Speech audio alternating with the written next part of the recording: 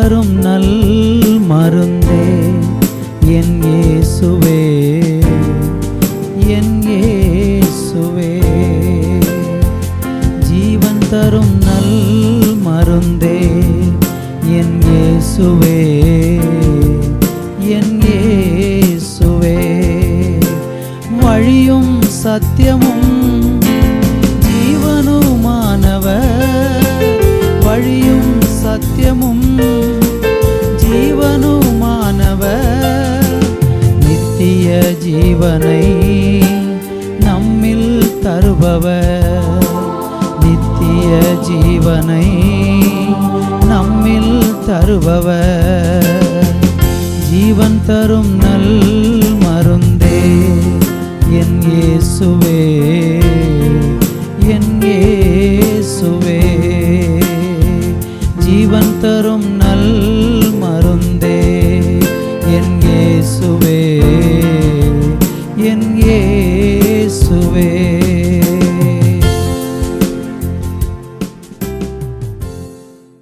கிறிஸ்துவுக்குள் அன்பான தேவனுடைய பிள்ளைகளே, ஆண்டவராகிய இயேசு கிறிஸ்துவின் நாமத்தினாலே உங்களை அன்போடு கூட நான் வாழ்த்துகிறேன், வரவேற்கிறேன். இந்த நாளிலையும் கூட நம்ம ஆண்டவருடைய வார்த்தையை தியானிக்கும்படியாக நீதிமொழிகளின் புஸ்தகத்திலே 2ஆம் அதிகாரத்திலிருந்து 6வது வசனத்தை நம்ம வாசித்து இன்றைக்கு தேவன் நம்மோடு கூட பேசுகிற வார்த்தையை கேட்க போகிறோம். எல்லாரும் ஜெபத்தோடு கூட இந்த நிகழ்ச்சியில் நீங்கள் பங்கு பெறுங்கள். மற்றவர்களுக்கும் இந்த நிகழ்ச்சியை நீங்கள் அறிமுகப்படுத்துங்கள். கர்த்தர் உங்களை ஆசீர்வதிப்பார். இப்பொழுது வாசிக்க கேட்கலாம். கர்த்தர் ஞானத்தை தருகிறார், கர்த்தர் ஞானத்தை தருகிறார். அவர் வாயினின்று அறிவும் புத்தியும் வரும், அவருடைய வாயினின்று அறிவும் புத்தியும் வரும். இந்த வேதவசனத்தை நம்ம பார்க்கும் பொழுது கர்த்தராகிய தேவன் ஒரு மனுஷனுக்கு ஞானத்தை தருகிறார் என்கிற காரியத்தை இங்கே நம்ம பார்க்க முடிகிறது. ஆண்டவராகிய தேவன் இந்த பூமியிலே அவருடைய பிள்ளைகளாகிய நமக்கு அல்லது அவரை சேவிக்கிற மக்களுக்கு தேவன் ஞானத்தை கொடுத்து ஆசீர்வதிக்கிறார். கர்த்தருக்கு மகிமை உண்டாகட்டும். ஒரு மனுஷனுடைய வாழ்க்கையில் ஞானம் என்பது ரொம்ப ரொம்ப அவசியம் என்கிறதை இந்த நாட்களிலே நாம் அறிந்து கொள்ள வேண்டும்.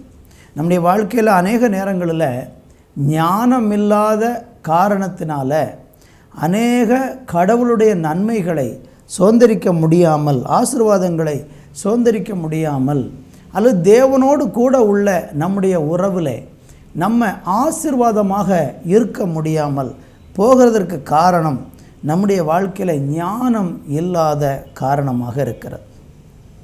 ஒரு மனுஷன், நீங்கள் பிரசங்கின் புஸ்தகத்திலையும் நீங்கள் நீதிமொழிகளின் புஸ்தகத்திலையும் சாலமோன் திரும்ப திரும்ப நமக்கு ஆலோசனையாகவும் புத்தியாகவும் சொல்லக்கூடிய ஒரு காரியம் என்னவென்றால், அவர் சொல்லுவார், நீ எதை சம்பாதித்தாலும் நீ ஞானத்தை சம்பாதி, ஞானமே முக்கியம் என்கிற காரியத்தை சொல்லுகிறதை பார்க்கிறோம்.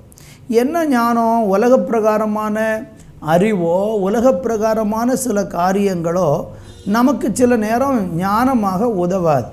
முதலாவது நமக்கு இருக்க வேண்டிய ஒரு விசேஷித்த ஞானம் என்னவென்றால், நல்லா நீங்கள் அறிந்து கொள்ளணும், தேவனை அறிகிற ஒரு ஞானம் நமக்கு இந்த நாட்களில் ரொம்ப தேவை. ஒரு உலகத்தில் இருக்கிற மனுஷன் தனக்கு இந்த உலக பிரகாரமான காரியங்களில் நிறைய ஞானமும் அறிவும் இருக்கிறதுனால அது ஒரு நாளும் அவனுக்கு அதிகமாக பிரயோஜனம் செய்யாது. ஒரு குறிப்பிட்ட காரியங்களுக்கு அந்த ஞானம் அவனுக்கு பூமிக்குரிய விஷயங்களில் அவனுக்கு பிரயோஜனப்பட்டாலும், கடவுளோடு உள்ள தொடர்பில் ஒரு மனுஷனுக்கு அந்த பூமிக்குரிய காரியங்களில் இருக்கக்கூடிய அறிவும் ஞானமும் அவனுக்கு ஒரு நாளும் பிரயோஜனப்படவே செய்யாது. நீங்கள் வேத புஸ்தகத்தில் படித்து பார்த்தீங்கன்னா, யாத்ராம புஸ்தகம் 31ஆம் அதிகாரம் அதனுடைய 5வது வசனத்தை நம்ம வாசிக்கும்போது அங்கு கர்த்தருடைய வார்த்தை என்ன சொல்லுகிறது? வாசிக்க கேட்கலாம். மற்றும் சகலவித வேலைகளையும் யூகித்து செய்கிறதற்கும் வேண்டிய ஞானமும் புத்தியும் அறிவும் அவனுக்கு உண்டாக அவனை தேவ ஆவியினால் நிரப்பினேன். நல்லா நீங்க கவனிக்க வேண்டும்.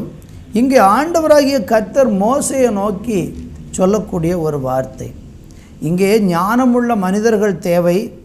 எதற்கென்றால் ஆண்டவருடைய ஆலயத்தில் வினோதமான வேலைகளை செய்வதற்கென்று கர்த்தராகிய தேவன் பெசலெயேல் என்று சொல்லக்கூடிய ஒரு மனிதனை தேவன் பெயர் சொல்லி அழைத்து அந்த பெசலெயேலுக்கு சகலவித வேலைகளையும் யூகித்து செய்கிறதற்கு வேண்டிய ஞானமும் புத்தியும் அறிவும் அவனுக்கு உண்டாக அவனை தேவ ஆவியினாலே நிரப்பினேன் என்று ஆண்டவர் சொல்லுகிறதை பார்க்கிறோம்.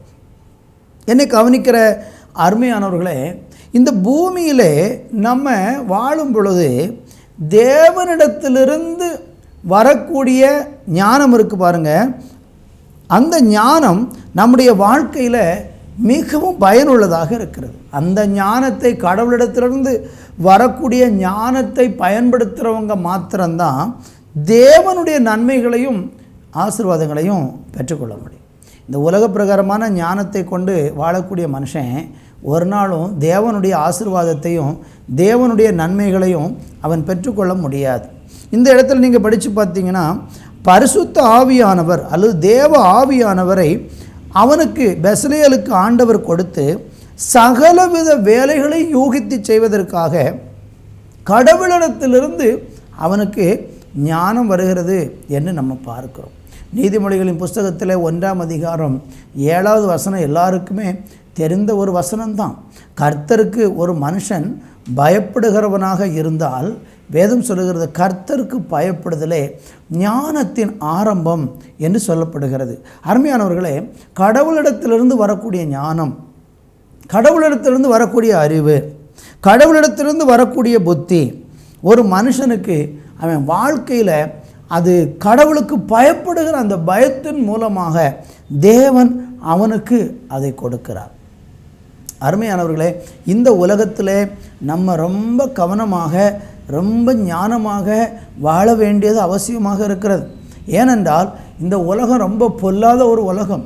அசுத்தம் நிறைந்த, பாவம் நிறைந்த, தீமைகளால் நிறைந்திருக்கிற ஒரு உலகத்தில் நம்ம வாழ்ந்திருக்கிறதுனால நம்ம ரொம்ப ஞானமாக இந்த உலகத்தில் பிழைக்காவிட்டால் நிச்சயமாக ஏதோ சில காரியங்களில் வஞ்சிக்கப்பட்டு ஏமாற்றப்பட்டு நம்முடைய வாழ்க்கையில் பெரிய இழப்புகளை நாம் சந்திக்க வேண்டியதாக இருக்கும். எனவே இந்த நாட்களில் ஞானம் ரொம்ப முக்கியமாக இருக்கிறது. நீங்கள் யாக்கோபுக்கு எழுதின நிருபத்திலே 1ஆம் அதிகாரத்தில் வாசிக்கும்போது ஆண்டவராகிய கர்த்தர் யாக்கோபு மூலமாக ஒரு காரியத்தை சொல்லுகிறார். உங்களில் ஒருவனுக்கு ஞானம் குறைவாக இருந்தால் அவன் தேவனிடத்தில் வேண்டிக் கொள்ள வேண்டும் என்று 1ஆம் அதிகாரம் 5வது வசனத்தில் நம்ம படிக்க முடிகிறது. அதை இப்பொழுது வாசிக்க கேட்கலாம். உங்களில் ஒருவன் ஞானத்தில் குறைவுள்ளவனாய் இருந்தால் யாவருக்கும் சம்பூர்ணமாய் கொடுக்கிறவரும் ஒருவரையும் கடிந்து கொள்ளாதவருமாகிய தேவனிடத்தில் கேட்க கடவன், அப்பொழுது அவனுக்கு கொடுக்கப்படும். நல்லா கவனிங்க. ஆண்டவராகிய தேவன் சொல்லக்கூடிய ஆண்டவருடைய வார்த்தை சொல்லுகிறது, ஒரு மனுஷனுக்கு ஞானம் குறைவு இருக்கும் என்றால், ஞானத்திலே குறைப்பட்டு வாழ்க்கையில் பல தோல்விகளை அடைந்து தேவனுக்கு பயப்படுகிற அந்த பயத்தின் மூலமாக ஞானத்தை ஒருவன் பெற முடியாமல் குறைபட்டிருக்கிறான் என்றால் ஆண்டவர் சொல்லுகிறார், அவன் என்ன செய்ய வேண்டுமாம்? ஞானத்தில் குறைவுள்ளவனாக இருந்தால் யாவருக்கும் சம்பூரணமாய் கொடுக்கிறவரும் ஒருவரையும் கடிந்து கொள்ளாதவருமாய் இருக்கிற தேவனிடத்தில் போய் அவன் ஞானத்தை கேட்கலாம் என்று ஆண்டவர் சொல்லுகிறதை பார்க்கிறார். அருமையானவர்களே, இந்த நாளில் கூட நீங்களும் நானும் நம்ம ஆண்டவர் எப்படிப்பட்டவர்? கேட்கிறவனுக்கு சம்பூரணமாய் கொடுக்கக்கூடிய தேவன். நீங்கள் இந்த பூமியில் வாழ்வதற்கு ஞானம் நமக்கு அவசியம் அல்லவா? அப்படி ஞானம் நமக்கு தேவை என்றால் அந்த ஞானத்தை எப்படி பெற்றுக்கொள்வது? தேவனிடத்தில் கேட்கிறவர்களாக இருக்கணும். அப்படி கேட்கும்போது தேவன் சம்பூரணமாய் கொடுக்கிறார். நீங்கள் தேவனிடத்தில் கேட்கிறதுனால அவர் உங்களை கடிந்து கொள்ள மாட்டார். உங்களை அன்போடு கூட ஏற்றுக்கொண்டு நீங்கள் தேவனிடத்தில் கேட்கிற அந்த ஞானத்தை சம்பூரணமாய் கொடுத்து நம்மை ஆசீர்வதிக்கிறவராக இருக்கிறார். கர்த்தருக்கு மகிமை உண்டாகட்டும். இந்த நாளிலேயும் கூட நீதிமொழிகள் புஸ்தகத்தில் 30வது அதிகாரத்திலிருந்து நம்ம ஒரு சில காரியங்களை பார்க்க போகிறோம். ஞானத்தினுடைய ரொம்ப முக்கியமான அவசியம் என்ன என்பதை குறித்து ஆண்டவருடைய வசனத்தில் 4 உயிரினங்களை அல்லது 4 ஜீவன்களை குறித்து ஆண்டவர் ஒரு உவமை சொல்லி இவைகள் 4ம் மகா ஞானமுள்ளவைகள் என்று ஆண்டவர் சொல்லியிருக்கிற வசனத்தை நம்ம தியானிக்க போகிறோம். நீதிமொழிகள் 30ஆம் அதிகாரம் 24வது வசனத்தை வாசிக்க கேட்போம். பூமியில் சிறியவைகளாய் இருந்தும் மகா ஞானமுள்ளவைகள்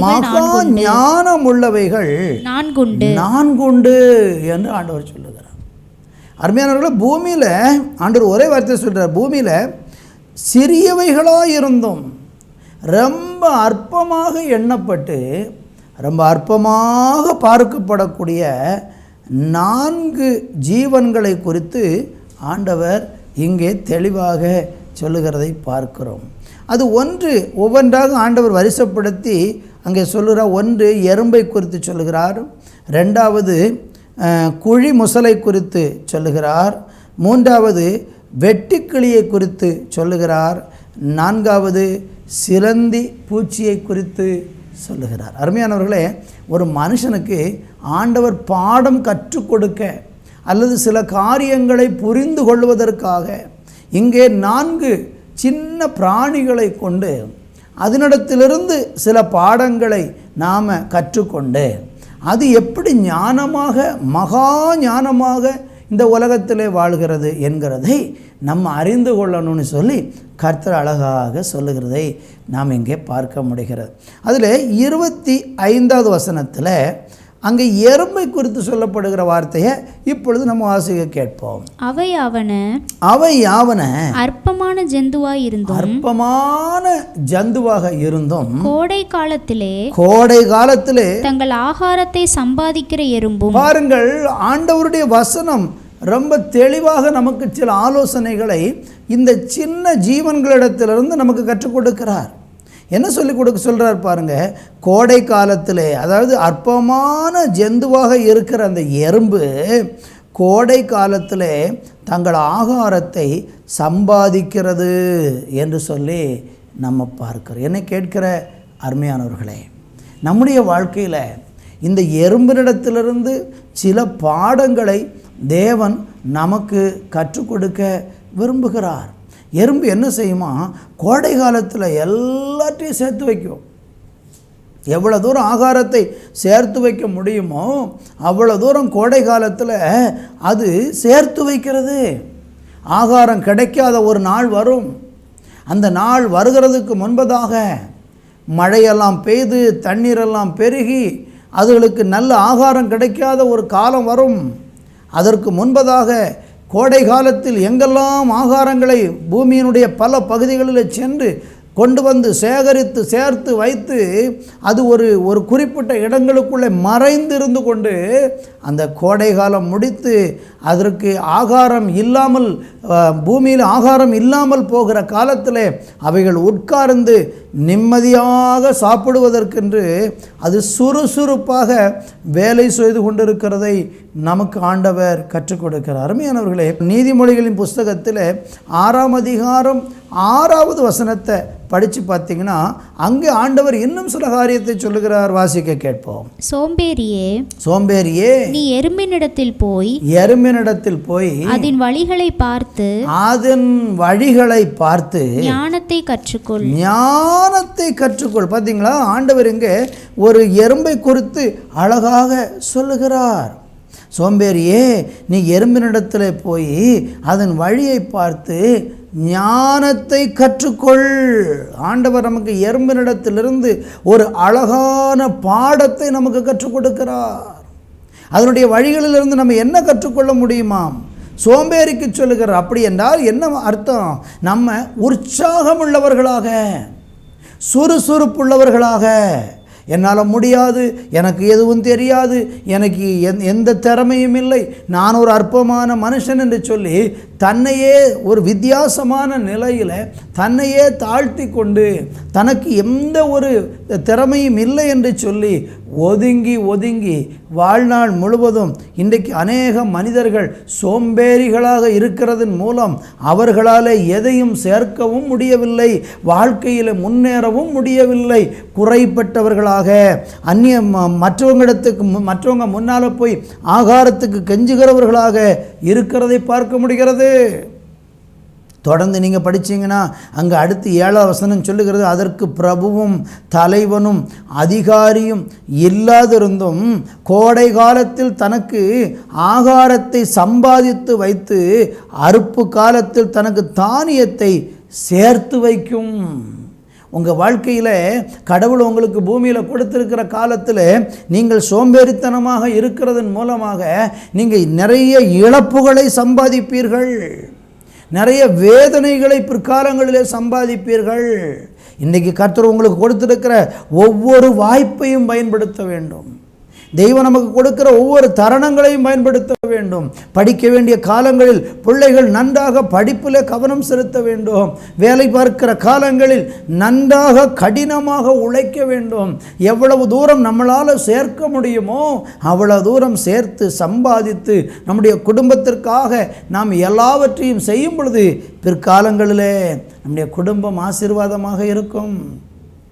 ஆனால் இன்றைக்கி அநேக மனிதர்கள் நேர் வழியில் போய் உழைத்து கடினமாக எறும்பை போல சுறுசுறுப்பாக சம்பாதிக்கிறதையெல்லாம் விட்டுவிட்டு குறுக்கு வழியில் சென்று தவறான வழிகளில் சென்று எந்த உழைப்பும் இல்லாமல் எந்த கடின பிரயத்தனமும் இல்லாமல் ஏதாகிலும் தவறான வழியில் போய் சம்பாதிக்கலாம் என்று எண்ணி திரிகிற அநேக மக்கள் இன்றைக்கு கண்ணிகளில் அகப்பட்டு அவங்க குடும்பத்தின் சமாதானம் இழந்து இன்றைக்கு அநேகர் தவித்து கொண்டிருக்கிறதை பார்க்கிறோம்.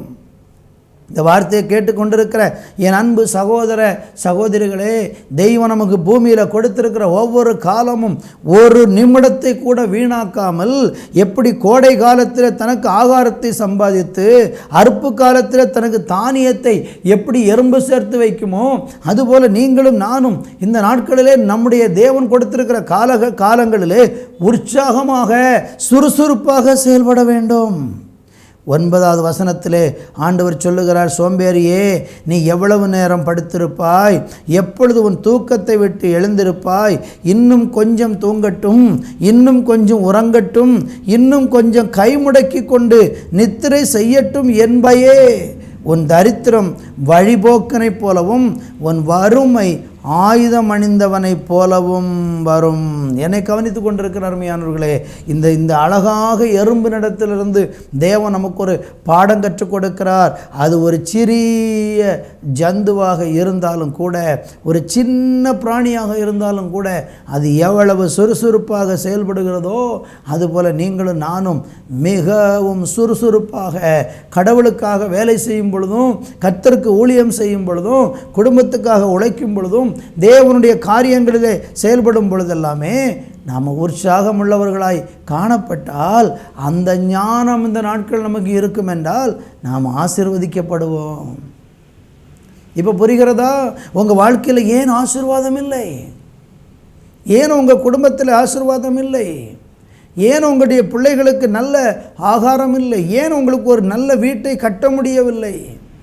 ஏன் ஒரு நல்ல ஒரு ஆசீர்வாதமான வாழ்க்கை இந்த உலகத்தில் மகிழ்ச்சியாக வாழ முடியவில்லை? எல்லாவற்றிலும் குறைபட்டு தரித்திரத்திலும் ஏழ்மையிலும் இன்றைக்கி வாழ்ந்து கொண்டு மனதிலே பலவிதமான கவலை துக்கம் என்று இன்றைக்கி அநேகர் புலம்பிக் கொண்டிருக்கிறதை பார்க்கிறோம். இந்த வார்த்தையை கேட்டுக்கொண்டிருக்கிற நண்பு தேவ பிள்ளைகளே, எறும்பினிடத்திலிருந்து ஆண்டவர் ஒரு பாடத்தை கற்றுக்கொள், ஞானத்தை கற்றுக்கொள் என்று ஆண்டவர் இங்கே சொல்லுகிறதை பார்க்க முடிகிறது. சோம்பேறித்தனம் வாழ்க்கையை இல்லாமலாக்கி போடும். நீதிமொழிகள் 13ஆம் அதிகாரம் 4வது வசனத்தை நம்ம வாசிக்கும்போது அங்கு வேதம் ஒரு அழகான வசனத்தை சொல்லுகிறது. நீங்கள் பாருங்கள், சோம்பேறியுடைய ஆத்துமா விரும்பியும் ஒன்றும் பெறாது, ஜாக்கிரதைகளுடைய ஆத்துமாவோ புஷ்டியாகும். சோம்பேறித்தனமாக இருக்கிறவங்க ஒன்றையும் பெறவே முடியாது, அவங்க ஆசீர்வதிக்கப்பட முடியாது, அவங்க வாழ்க்கையில் அவங்க நன்மைகளை அனுபவிக்க முடியாது. இன்னும் நீங்கள் நல்லா கவனித்து பார்த்தீங்கன்னா, அநேக மனிதர்களுடைய வாழ்க்கையில் ஆசீர்வாதமற்று போகிற பல சூழ்நிலைகளை பார்க்கிறோம். 15ஆம் அதிகாரத்திலே 19வது வசனத்தை வாசிக்கும்போது, சோம்பேறியின் வழி முள்வேலிகளுக்கு சமானம், நீதிமானுடைய வழியோ ராஜபாதை. சோம்பேறியினுடைய வழிகள் முட்களினாலே நிரம்பி இருக்கிறது. இந்த வார்த்தையை கேட்கிற நம்முடைய வாழ்க்கையில் நம்ம தீவிரமாக உற்சாகமாக ஆண்டவருக்காக செயல்பட வேண்டியது அவசியம். இந்த பூமியிலே நீங்கள் நல்லா கடினமாய் உழைக்க வேண்டியது அவசியம். நீங்கள் உங்கள் குடும்பத்துக்காக நல்லா கடினமாக பிரயாசப்பட வேண்டியது அவசியம். 19ஆம் அதிகாரம் 24வது வசனத்தை படிக்கும் பொழுது, சோம்பேறி தன் கையை கலத்திலே வைத்து அதை திரும்ப தன் வாயண்டைக்கு எடுக்காமல் இருக்கிறான். காரணம் என்ன? அவன் கலத்துக்குள்ளே பானைக்குள்ளே கையை விடுகிறான், அங்கு ஆகாரம் இல்லை சாப்பிடுவதற்கு. எத்தனை பேருடைய வாழ்க்கையில் இன்றைக்கு ஒரு மேன்மையை காண முடியாமல் இருக்கிறீங்க. இந்த வார்த்தையை கேட்கிற உங்கள் வாழ்க்கையில் நீங்கள் இதை உங்கள் வாழ்க்கை இன்றைக்கி ஆண்டவருக்கு அர்ப்பணித்து பாருங்கள். ஒரு தீர்மானம் எடுத்து பாருங்கள், நான் இந்த பூமியில் வாழுகிற நாட்கள் நான் சுறுசுறுப்பாக செயல்படுவேன் என்று ஒரு தீர்மானம் எடுத்து பாருங்கள். கர்த்தருக்கு மகிமை. 2வதாக நீங்கள் படிக்கும்போது 30ஆம் அதிகாரம் 26வது வசனத்தில் அங்கு இன்னொரு ஜந்துவை குறித்து கர்த்தர் சொல்லுகிறார். வாசிக்க கேட்போம். சத்துவமற்ற ஜந்துவாயிருந்தும் தங்கள் வீட்டை கண்மலையிலே தோண்டி வைக்கும் குழி முசல்களும். நல்லா கவனிங்க, சத்துவமற்ற ஒரு ஜந்து, பலமே கிடையாது, ஆனால் தன்னுடைய வீட்டை கண்மலையிலே தோண்டி வைக்கும் ஒரு குழி முசலை குறித்து ஆண்டவர் சொல்லுகிறார். அநேகருக்கு என்ன ஒரு மனசில் பிரச்சனை, எனக்குத்தான் பலன் இல்லையே, நான் ஒன்றுக்கு உதவ மாட்டேனே, நான் எப்படி இதை செய்ய முடியும், என்னால் இது ஆகுமா, எனக்கு எந்த ஒரு பின்னணியும் இல்லை, என் கையில் பணம் இல்லை என்றெல்லாம் சொல்லி தங்களுக்கு ஒன்றுமில்லை என்று சொல்லிக்கொண்டு சத்துவமற்றவர்களாக தங்களை பாவித்து அநேகர் இந்த நாட்களில் தங்களுடைய வாழ்க்கையில் ஞானமற்ற வாழ்க்கை வாழ்ந்து மேன்மையை அடைய முடியாமல் போகிறாங்க. வேதம் சொல்லுகிறது, சத்துவம் இல்லாதவர்களுக்கு அவர் சத்துவத்தை தருகிறார் என்று ஏசாயாவில் படிக்கிறோம். பலன் இல்லாதவர்களுக்கு அவர் பலனை தருகிறார் என்று வேதத்தில் படிக்கிறோம். நீங்களும் நானும் சத்துவமற்றவர்களாக இருக்கிறது உண்மைதான். ஆனால் தேவ பலத்தை நாடினா தன் வீட்டை கண்மலையிலே தோண்டி வைக்கும் ஒரு குழிமுசலுக்கு சமமாக நம்ம உயர்த்தப்பட முடியும். உங்கள் வாழ்க்கையினுடைய உயர்வு, உங்கள் குடும்பத்தின் உயர்வு உங்களுக்கு வேண்டுமா? நீங்கள் ஞானமாக இந்த நாட்களை பிழைப்பீர்கள் என்றால் கர்த்தர் சொல்லுகிறார், உங்கள் வாழ்க்கையில் ஒரு உயர்வு உண்டாகும். கண்மலையின் மேல் தோண்டி வைக்கிற ஒரு குழிமுசலை குறித்து கர்த்தர் சொல்லுகிறதை பார்க்க முடிகிறது. அருமையானவர்களே, மத்தேயு எழுதின சுவிசேஷத்தில் 27ஆம் அதிகாரத்தில் 24லிருந்து 27 வரை உள்ள வசனங்களை நீங்கள் நேரம் எடுத்து படித்து பாருங்கள். அங்கு வேதம் என்ன சொல்லுகிறது தெரியுமா? அங்கே புத்தி உள்ள ஒரு மனுஷனையும் புத்தி இல்லாத ஒரு மனுஷனையும் குறித்தும் ஆண்டவர் சொல்லுகிறார். கர்த்தருடைய வேத வசனத்தை கேட்டு அதன்படி நடந்து அதன்படி கை கொண்டு வாழக்கூடிய ஒரு மனுஷன் தன்னுடைய வீட்டை கண்மலையின் மேல் அஸ்திபாரம் இட்ட ஒரு மனுஷனுக்கு சமமாக கர்த்தர் சொல்லுகிறான். புத்தி உள்ள மனுஷன், ஞானமுள்ள மனுஷன், அவனுக்கு தெரியும் வாழ்க்கையில் பிரச்சனைகள் வரும், போராட்டங்கள் வரும், பலவிதமான நெருக்கங்கள், கஷ்டங்கள் இந்த உலகத்தில் நமக்கு விரோதமாக வரும். ஆனால் அந்த பிரச்சனைகளையும் போராட்டங்கள் நடுவில் நான் அஸ்திபாரம் உள்ள ஒரு மனுஷனாக இருக்கணும்னா என்னுடைய வீட்டை நான் கண்மலையின் மேலே கட்ட வேண்டும். யார் அந்த கன்மலை? எது அந்த கன்மலை? அவர்தான் ஆண்டவராகி இயேசு கிறிஸ்து. இயேசு கிறிஸ்து என்கிற கன்மலையின் மேல், இயேசு கிறிஸ்து என்கிற அந்த மெய் தெய்வத்தின் மேல் ஒரு மனுஷன் தன்னுடைய அஸ்திபாரத்தை இட்டு தன்னுடைய வாழ்க்கையை அவன் கட்டுவான் என்றால் பெருமழை வரும், பெருவெள்ளம் வரும், அவனுடைய காற்று அவனுடைய வீட்டின் மேலே மோதும். மோதினாலும் அவன் விழமாட்டான், அவன் என்றென்றைக்கும் நிலைத்திருப்பான். உங்கள் வாழ்க்கையில் பலவிதமான பிரச்சனைகள் வரும்போது இன்றைக்கி ஏன் சோர்ந்து போகிறீங்க? ஏன் இன்றைக்கி நிலச்சி நிற்க முடியலை? ஏன் கஷ்டத்தை தாங்க முடியாமல் தற்கொலை பண்ணணும்னு யோசிக்கிறீங்க? மரிச்சாலே போதும்னு ஏன் நினைக்கிறீங்க? ஏன் இந்த பூமியில் வாழ்வதற்கு எனக்கு பிடிக்கலைன்னு சொல்லி உங்களை வெறுத்து நீங்கள் வாழ்வதற்கு காரணம் என்ன? உங்களுடைய அஸ்திபாரம் சரியில்லை. உங்கள் அஸ்திபாரம் கன்மலையின் மேல் இருக்கும் என்றால் நீங்கள் கன்மலையின் மேலே அஸ்திபாரமிடப்பட்ட ஒரு வாழ்க்கை வாழ்ந்து பாருங்கள். இயேசு கிறிஸ்துவை உங்களுடைய அஸ்திபாரமாக கொண்டு வாழ்ந்து பாருங்கள், உங்கள் வாழ்க்கை மேன்மை அடையும். அதில் 24, 25 வசனங்களை வாசிக்க கேட்கலாம். ஆகையால் நான் சொல்லிய இந்த வார்த்தைகளை கேட்டு இவைகளின்படி செய்கிறவன் எவனோ அவனை கன்மலையின் மேல் தன் வீட்டை கட்டின புத்தியுள்ள மனுஷனுக்கு ஒப்பிடுவேன். பெருமழை சொரிந்து பெருவெள்ளம் வந்து காற்று அடித்து அந்த வீட்டின் மேல் மோதியும் அது விழவில்லை. நல்லா கவனிங்க, அது விழவில்லை. ஏனென்றால் அது கன்மலையின் மேல் அஸ்திபாரம் போடப்பட்டிருந்தது. 1 கொரிந்தியர் 10:4 நீங்கள் படித்து பார்த்தீங்கன்னா அந்த கன்மலை கிறிஸ்துவே என்று சொல்லப்பட்டிருக்கிறது. உங்கள் வாழ்க்கை நீங்கள் எதன் மேலே அஸ்திபாரம் போட்டு இன்றைக்கி வாழ்ந்து கொண்டு இருக்கிறீங்க? ஒரு குழிமசல் அது மிகவும் ஒரு பலனற்ற ஒரு ஜந்துவாக இருந்தது, சத்துவமற்ற ஒரு ஜந்துவாக இருந்தது. ஆனால் வீட்டை அது கன்மலையின் மேல் கட்டியது. ஒருவேளை நீங்கள் சொல்லலாம், ஐயா எனக்கு திறமை இல்லை, எனக்கு ஞானம் இல்லை, எனக்கு யாருமே உதவுறதுக்கு இல்லை, எந்த விதத்துலேயும் நான் தகுதியற்றவனாக இருக்கிறேன்னு நீங்கள் புலம்புறீங்களா? கவலைப்படாதீங்க. உங்கள் அஸ்திபாரத்தை கிறிஸ்து மேலே போடுங்க. உங்கள் நம்பிக்கையை இயேசு கிறிஸ்துவின் மேலே வைத்து பாருங்கள்.